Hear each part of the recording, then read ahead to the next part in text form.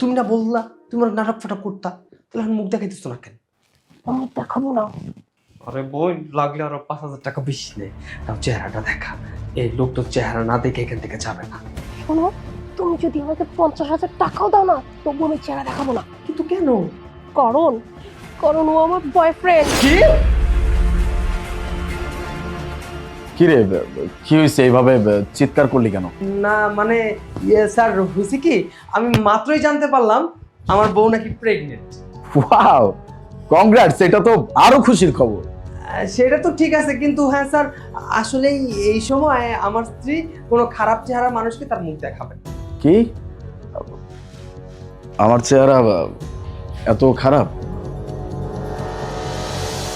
কি রে, তোর বউয়ের হাত দেখে অনেক সুন্দর, একদম আমার মোনার মতো, দেখি একটু।